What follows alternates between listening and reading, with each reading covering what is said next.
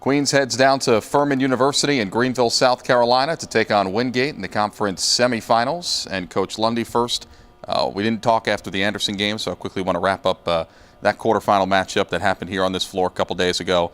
Tough game for Anderson. No Randall Shaw, a first-team all-conference selection, second leading scorer in the league. As you size up that matchup, what do you make of it, given that Anderson was shorthanded? Well, obviously pleased to get the win. Coach Brookman, it is always a tough match going against Coach Brookman. He changes defenses. He holds the tempo well with his team, and not having Randall Shaw really hurts them.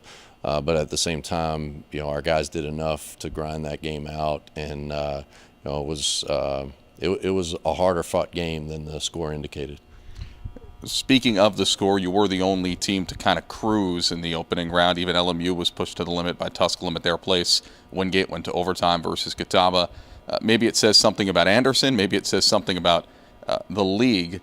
But how do you feel about your team heading into the semifinals now, knowing that Wingate will be a tough matchup? You haven't beaten them this year. And knowing that Lincoln Memorial or Carson Newman ahead could be another tough one in the championship.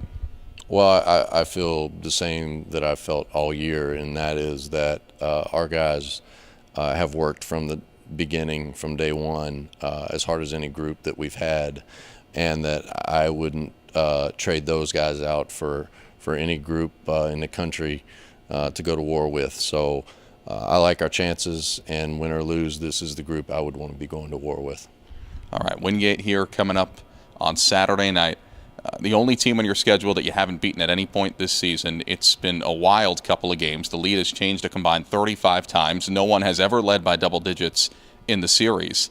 But the obvious question, why? What is it that Wingate has done so well that has allowed them to have success against you? Well, they've played two really clean and good games. You can boil it down a lot of different ways. Our last game, they shot 21 of 25 from the free throw line, which was better than we shot.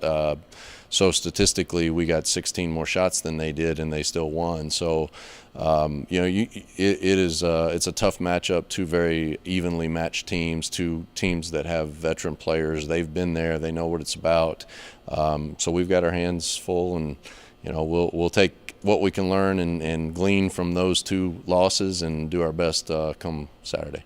That seems to make sense. They are the best free throw shooting team in the league. They've been around 75%, which quite honestly is remarkable for a team all season long. Last thing for you, Coach, the conference postseason honors came out yesterday. They were officially announced. Your team had 5 all-conference selections across the different categories, the most of anyone in the league. Even Daniel Carr, who we haven't talked a ton about this year, he's been tremendous for you as an all-freshman team selection. I know you like to celebrate the accomplishments as you go, and what all those individual honors mean to you?